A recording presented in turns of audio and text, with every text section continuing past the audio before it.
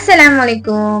இன்னைக்கு நான் ஒரு இன்ட்ரெஸ்டிங்கான ரெசிபி கொண்டு வந்திருக்கேங்க. நம்ம வீட்டுல இருக்க பொருளை வச்சு செஞ்சலாம். நம்ம கிட்ஸ்க்கு இது ரொம்ப பிடிக்கும். ஒரு தடவை நம்ம செஞ்சு கொடுத்தோம்னா அடிக்கடி செஞ்சு கொடுக்க சொல்லுவாங்க. பண்றது ரொம்ப ஈஸிங்க. அதுதான் கேரமல் ரவை புட்டிங். வாங்க எப்படி செய்யலான்னு போய் பார்க்கலாமா? அதுக்கு நம்ம ஃபர்ஸ்ட் கேரமல் செய்ய போறோம். நான் ஒரு பேன் வச்சிட்டேன். கேரமல் செய்ய நான் 1/2 கப் சர்க்கரை எடுத்திருக்கேன். சர்க்கரை பேன்ல போட்டுக்கிறேன். போட்டு சர்க்கரைக்கு சும்மா 1/2 கப் சர்க்கரை நான் ஒரு 4 ஸ்பூன் சர்க்கரை எடுத்திருக்கேன். இதுல 2 ஸ்பூன் தண்ணி போட்டு நல்லா மிக்ஸ் பண்ணிக்கலாம். இந்த கேரமல் நல்லா டார்க் தேன் கலர்ல வரணும். அந்த கலர் வரும்போது நம்ம ஃப்ளேம் ஆஃப் பண்ணிடலாம். இப்ப நமக்கு டார்க் தேன் கலர் வந்துருச்சு. அதிகமா நம்ம வைக்க கூடாது, கரிஞ்சிடும். நீங்க இப்ப எந்த பாத்திரத்துல நீங்க செட்டிங் பண்ண போறீங்களோ அந்த பாத்திரத்துல ஊத்திக்கலாம். நான் இந்த பவுல் தான் எடுத்திருக்கேன். இந்த பவுல்ல ஊத்திட்டு இது ஓரமா வச்சிடலாம். இது கையில பட்டுச்சுன்னா ரொம்ப வெந்துற மாதிரி ஆயிடும். சோ கேர்ஃபுல்லா பண்ணிக்கோங்க. இப்ப நான் 1/2 லிட்டர் பால் எடுத்திருக்கேன். பாலை நல்லா திக்கா காய்ச்சிக்கணும். கொஞ்சம் கூட தண்ணி ஊத்தவே இல்லை. அப்பதான் நமக்கு ரொம்ப கிரீமியா கிடைக்கும். ஸோ பால் இப்ப நல்லா கொதிச்சு. இப்ப பாலுக்கு தேவையான 1/2 கப் சர்க்கரை போட்டுக்கிறேன். சர்க்கரை போட்டு நல்லா மிக்ஸ் பண்ணிக்கலாம். ஒரு கொதி வரட்டும்.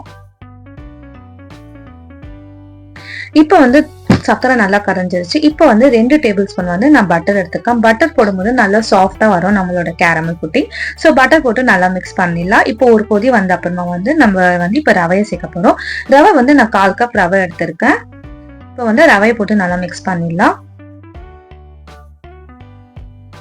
கூட நல்லா மிக்ஸ் பண்ணிட்டு ரவை வேகணும். உங்களுக்கு எல்லாமே தெரியும் ரவை எப்படி வேகணும். நல்லா குண்டு குண்டா வரும்போது நம்ம ஃப்ளேம் ஆஃப் பண்ணிடலாம். ஒரு 2 or 3 மினிட்ஸ் வெந்தாலே போதும். இது மாதிரி குண்டு குண்டா வந்துடும். ஸோ இப்ப நல்ல ஒரு கொதி வந்த அப்புறமா நம்ம ஃப்ளேம் ஆஃப் பண்ணி இதை ஒரு 5 மினிட்ஸ்க்கு ஆற வச்சிடலாம். ஓகே, ரவை வெந்துருச்சு. நான் ஃப்ளேம் ஆஃப் பண்ணிட்டேன். இப்போ ஒரு பவுல் எடுத்துக்கேன். பவுல்ல 2 முட்டை ஆட் பண்ண போறேன். 2 முட்டை ஆட் பண்ணிட்டு 1 ஸ்பூன் வெனிலா எசன்ஸ் ஆட் பண்ண போறேன். வெனிலா எசன்ஸ் கண்டிப்பா ஆட் பண்ணணும். ஏன்னா முட்டை வாசனை இல்லாம இருக்குங்க. இப்ப 2 முட்டையும் நல்லா பீட் பண்ணணும். நம்ம முட்டை ஆம்லெட் பண்ணும்போது எப்படி பீட் பண்ணுவோமோ அது மாதிரி நல்லா பீட் பண்ணணும்.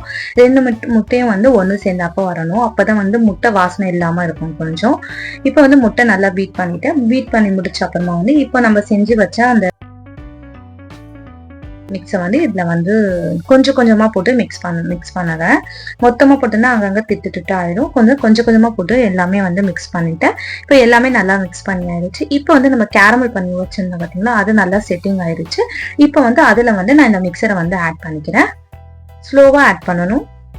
ஆட் பண்ணிட்டு இப்ப நான் வேக வைக்க போறோம். அதுக்கு நான் இட்லி பாத்திரம் தான் எடுத்துக்கேன். இட்லி பாத்திரத்துல ஒரு ஸ்டாண்ட் வச்சுட்டு இதுக்குள்ள இதை வச்சுட்டு ஒரு மேல ஒரு மூடி போட்டு மூடிடுறேன். ஏன்னா தண்ணி உள்ள போகக்கூடாது. இப்ப ஒரு 10 நிமிஷம் நான் வேக வைக்கிறேன். இப்ப 10 நிமிஷம் கழிச்சுட்டு பார்க்கலாம். இப்ப நான் ஓபன் பண்ணி பாக்குறேன். இதனாச்சும் நம்ம உள்ள விட்டு பார்க்கும்போது கிளீனா வரணும். இப்ப நான் கத்தி வச்சு பாக்குறேன். நல்லா கிளீனாவே வந்திருக்கு. உங்களுக்கு காமிக்கிறேன் பாருங்க.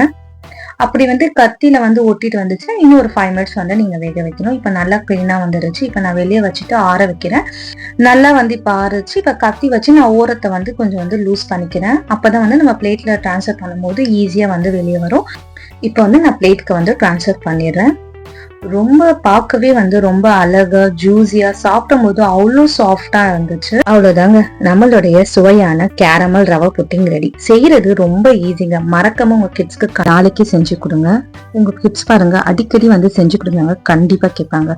என்னோட வீடியோ உங்களுக்கு பிடிச்சிருக்கும் நம்புறேன். அப்படி பிடிச்சிருந்துச்சுன்னா மறக்காம ஒரு லைக் பட்டன் கிளிக் பண்ணிடுங்க. என்னோட சேனல் உங்களுக்கு ரொம்ப பிடிச்சிருந்துச்சுன்னா மறக்காம சப்ஸ்கிரைப் பண்ணி வச்சுக்கோங்க.